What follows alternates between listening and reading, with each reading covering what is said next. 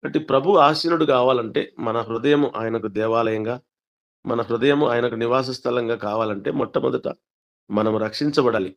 అంతవరకు మనము దేవుని పిల్లలం కాదు. దేవునికి నివాస స్థలంగా ఉండలేం. మన పాపాలు క్షమించబడి, మనం దేవుని పిల్లలమైతేనే ఆయన మనలో ఆసీనుడైతాడు.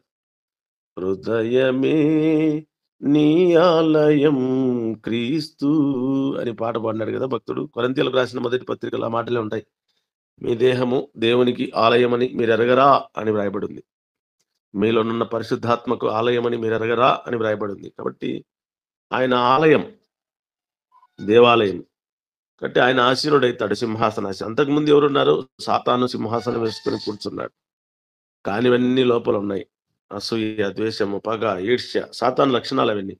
అవన్నీ వచ్చేసినాయి. ఇప్పుడు సాత్వికము, దీనత్వము యేసుప్రభు రాగానే సాత్వికము, దీనత్వము, మంచితనము, దయాళత్వము, ప్రేమ, ఆశానిగ్రహము ఇవన్నీ వచ్చేసినాయి అంతే.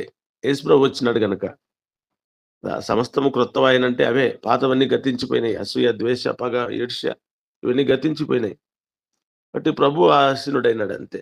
ఇక ఆ గాడిద బయలుదేరి వస్తుంటే, దారి వెంట చాలామంది ప్రజలు వస్త్రాలు మరుస్తున్నారు. తమ వస్త్రాలు ఇళ్ళ నుంచి చీరెలు, ఇళ్ళలో నుంచి రకరకాల వస్త్రాలన్నీ తెరిచి పరుస్తున్నారు దాని ముందు. గాడిద ఇప్పుడు వస్త్రాల మీద నడుస్తుంది. అంటే గాడిదకు ఘనతొచ్చింది చూడండి. కొందరు చెట్ల కొమ్మలు నరుక్కొనొచ్చి త్రోవలో వేస్తున్నారు. గాడిదకు ఘనతొచ్చింది. ఇప్పుడు వస్త్రాలపై నడుస్తుంది గాడిద.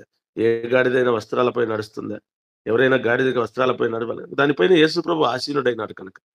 మన జీవితంలో యేసు ప్రభువును మనము మోస్తే మనము నిజంగా ఘనత పొందుతాం. మనం నిజంగా ఘనత పొందుతాం. యేసు ప్రభు కొరకు మనం జీవిస్తే, ఆయనను మహిమపరచాలని మనం కోరుకుంటే